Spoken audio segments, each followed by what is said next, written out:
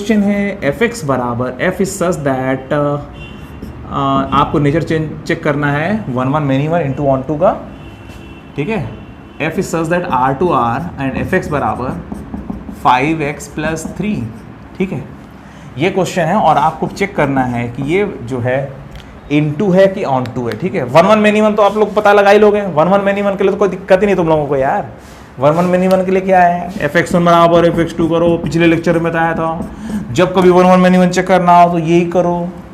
ये क्यों करते हैं, पिछला लेक्चर आप लोग को याद होगा, नहीं याद होगा, नहीं पढ़ा है तो उसको पढ़ लीजिएगा बाद में। फिलहाल एफ एक्स वन बराबर एफ एक्स टू कर लेते हैं।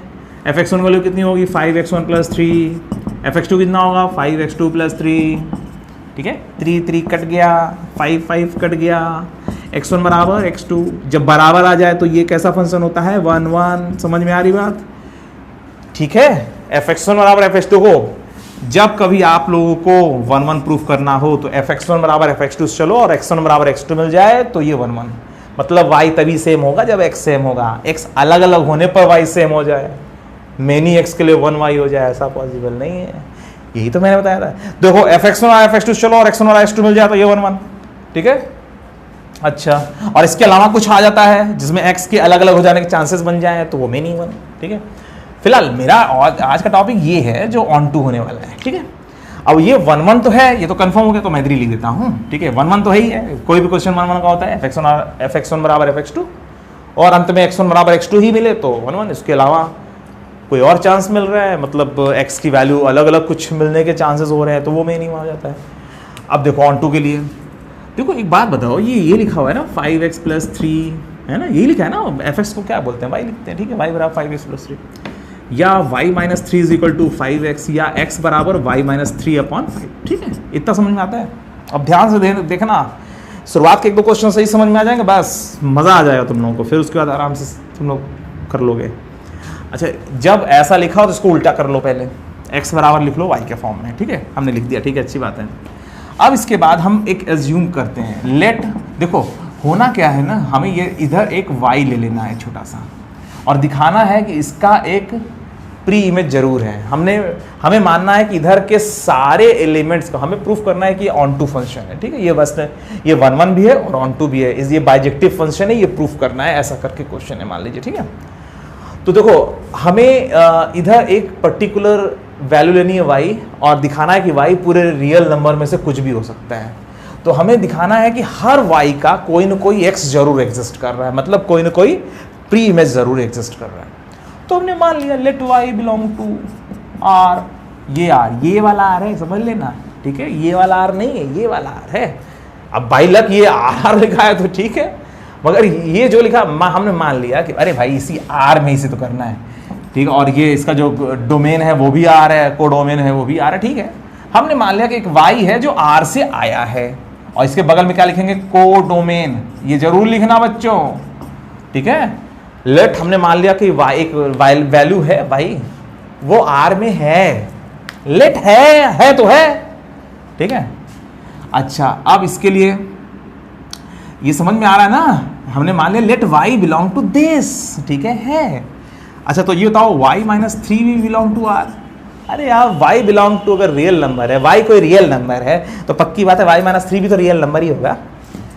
अच्छा, y माइनस 3 रियल नंबर तो y माइनस 3 अपॉन 5 भी तो रियल नंबर ही होगा।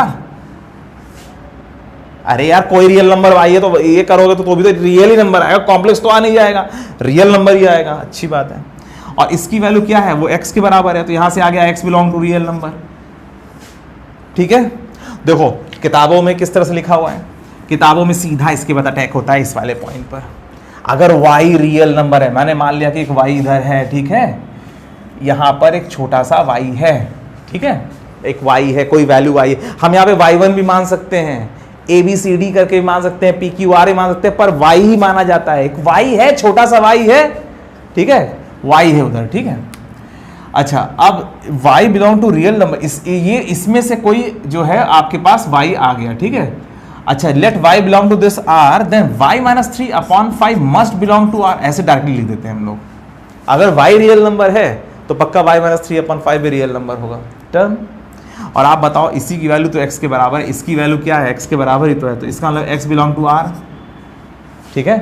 हाँ, अगर y की वैल्यू कोई रियल नंबर है तो y माइनस 3/5 की वैल्यू भी रियल नंबर होगी, और y माइनस 3/5 तो x के बराबर है, तो इसका मतलब x बिलोंग टू r। और ये जो r है वो यही वाला r है ना, ये डोमेन हो गया, ये डोमेन, ठीक है। अगर y की वैल्यू कोई रियल नंबर, इधर कोई y है तो उसका x जरूर एग्जिस्ट कर रहा है, तो इसका मतलब ये हुआ कि अगर y इधर, तो y माइनस 3/5 भी रियल नंबर होगा और इसकी वैल्यू x के बराबर है, ये डोमेन हो गया। और ये डोमेन में है, इसका मतलब क्या हुआ कि हर इमेज का कोई ना कोई प्री इमेज जरूर है। It means that for all elements in the codomain there must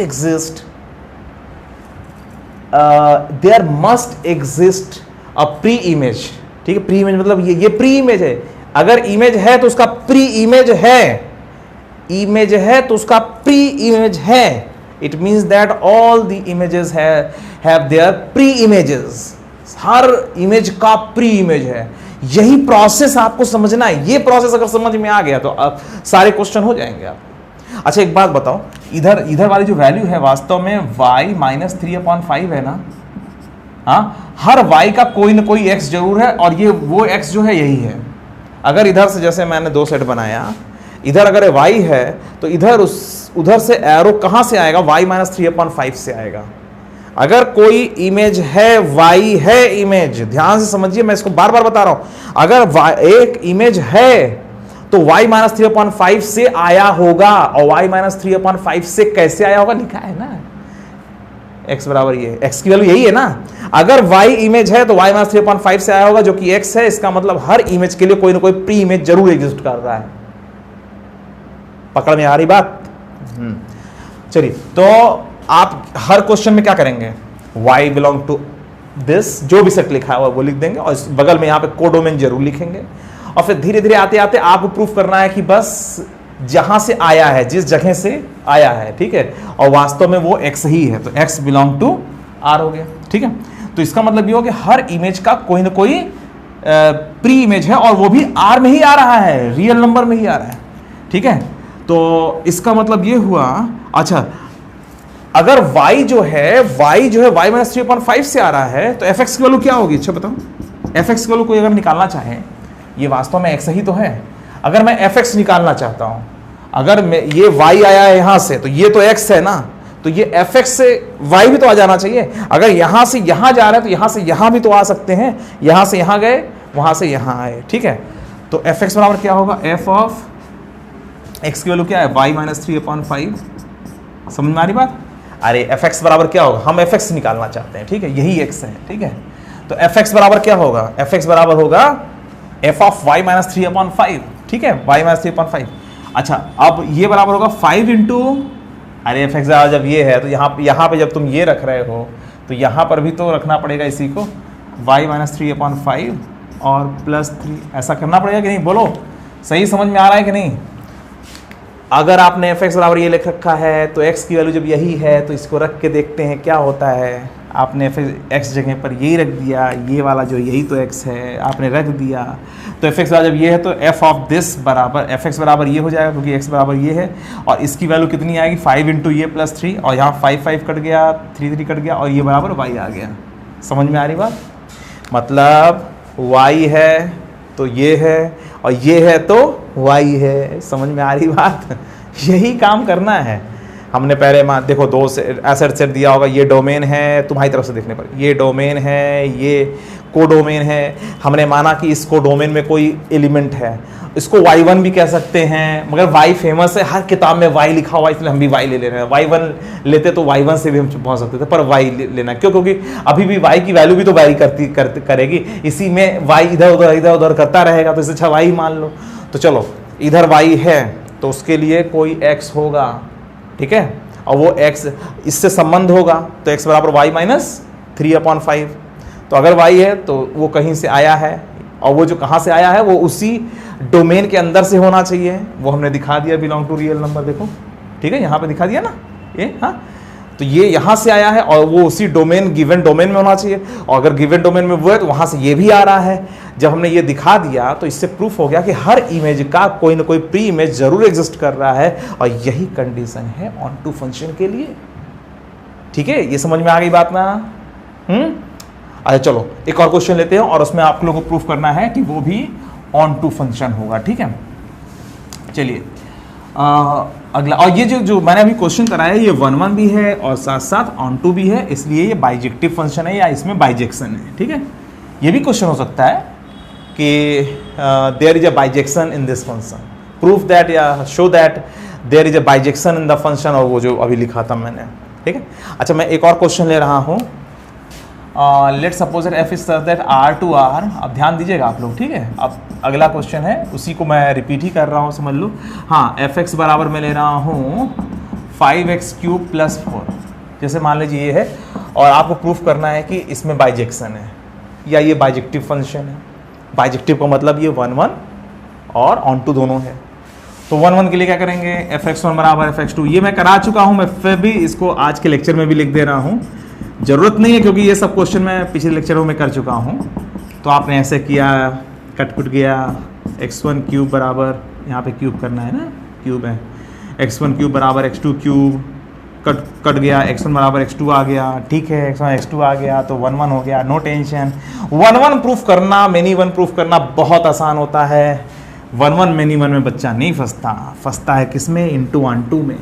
चलो बच्चों, अब क्या करोगे इसमें, सबसे पहले इसको y लिखोगे, आखिर हम इधर उधर कैसे करेंगे।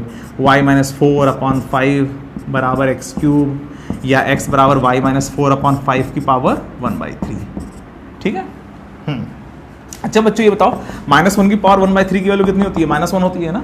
ठीक है, 1/3, और नीचे अगर ऑड है तो डरने की जरूरत नहीं, निगेटिव की पावर 1/3 की वैल्यू भी आएगी। ठीक है, दिक्कत होती है 1/2 पावर में। 1/2 पावर है तो यहाँ पे पॉजिटिव क्वांटिटी होनी चाहिए, निगेटिव क्वांटिटी होगी तो वो कॉम्प्लेक्स नंबर में चला जाएगा। जैसे -1 की पावर 1/2 होता है ना, तो ये कॉम्प्लेक्स नंबर में चला जाता है, मगर अगर ये होगा तो इसकी वैल्यू तो -1 साफ साफ होती है। समझ आ रही बात? हाँ, चलो फिलहाल यहाँ पे ये लिखा। हाँ, अब हम क्या करेंगे, लेट, क्या लिखें जल्दी बोलो, क्या लिखें? अभी थोड़ी देर पहले बताया था ना, क्या कहाँ से स्टार्ट करना है। अच्छा चलो मैं तुम्हारे हिंट के लिए एक डायग्राम बना दे रहा हूँ। इधर एक छोटा सा y ले लो, छोटा सा प्यारा सा y ले लो। ठीक है, let y belong to this set, ये सेट क्या है, ये R है। Let y belong to this R, -∞ से +∞, और दिस R इज कोडोमेन। ठीक है, इसके बगल में लिख दिया करो कोडोमेन, ये मल्टीप्लाई का साइन नहीं है, R के बारे में बता रहा है। Let y belong to R which is codomain, ये कोडोमेन है ऐसा बताया जा रहा है। ठीक है, तो मैंने कोडोमेन में से R क्या है, कोडोमेन है, ये इंडिकेट कर रहा है कि ये R क्या है, कोडोमेन है। तो मैंने मान लिया एक y एलिमेंट है, छोटा सा एलिमेंट है, वो उस कोडोमेन में है। तो y-4/5 की पावर 1/3 डायरेक्टली ये भी रियल नंबर ही होगा, कोई डरने की बात तो है नहीं बच्चों। अगर y रियल नंबर है तो पक्की बात है y-4/5 पावर 1/3 भी रियल नंबर ही होगा यार। y रियल नंबर, y-4 भी रियल नंबर ही होगा ना। अपॉन 5 करोगे तो भी रियल नंबर होगा, कोई कॉम्प्लेक्स नंबर में तो चला नहीं जाएगा। 1/3 पावर में कर रहे हो तो भी रियल नंबर रहेगा, अच्छी बात है। और बच्चों यही तो हम लोग खेल कर रहे थे, ये क्यों किया, क्योंकि हम ये लिखना चाहते हैं बच्चों, x belong to real number. अच्छा x belong to real number, ये क्या है, ये है ना, ये वाला देख रहे हो। हमने यहाँ से हमने स्टार्ट किया था और यहाँ तक हम पहुँच गए। ठीक है, कि x जो है आया वो इसमें से है, इसमें इमेज है और इसमें प्री इमेज है। ठीक है, इसको डोमेन लिख दिया, ये डोमेन है भैया, ये डोमेन है। इसका मतलब प्रूव हो गया हर इमेज का कोई ना कोई प्री इमेज है। और साथ साथ एक फॉर्मेलिटी कर दिया करो, fx बराबर, इधर से उधर जा रहे हैं, यहाँ से यहाँ तक चले आए हो ना, अब यहाँ से उधर भी तो जाना है।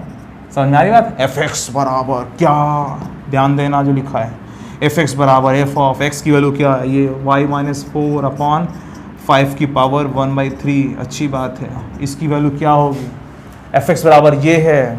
ठीक है, तो 5 × y-4/5 की पावर 1/3 की पावर 3 और +4। देखो ना, जहाँ जहाँ x है वहाँ x रख दो ना, ये x है यार, 5x³ + 4 में इसके लिए। अब यहाँ पे देखो 3 कट गया, ठीक है, और 5 कट गया, -4 + 4 कट गया, ये कितना आया बच्चों, ये y आ गया। अरे fx बराबर y, मतलब जब इमेज है तो प्री इमेज एग्जिस्ट कर रहा है और जिसमें एग्जिस्ट कर रहा है वो इसी में है, कोई दिक्कत नहीं हुआ। इसका मतलब हर इमेज के लिए कोई ना कोई प्री इमेज जरूर है, और वो जो प्री इमेज है वो रियल नंबर में से है, तो ठीक है, डोमेन भी तो रियल नंबर दिया हुआ था, ठीक है, जो भी दिया रहेगा वो आ जाना चाहिए यहाँ पे, ठीक है। फिर उसके बाद fx की, अब उधर से इधर तो चले आए, अब इधर से उधर भी जाके दिखाओ, ठीक है। वैसे कोई खास जरूरत नहीं थी इसकी, पर किताबों में इस तरह लिखा रहता है, वो करना चाहिए, ठीक है। fx बराबर क्या होगा, fx बराबर x की वैल्यू ये, ठीक है, और फिर जहाँ जहाँ लिखा था x वहाँ इसी को छाप दो, ठीक है, रख दो, अंत में y आ जाएगा, ठीक है। तो ये कर देना। तो इसके नीचे क्या लिखोगे, all the images in the codomain, ठीक है, all the image in the codomain have their pre images, ठीक है, pre image in the domain.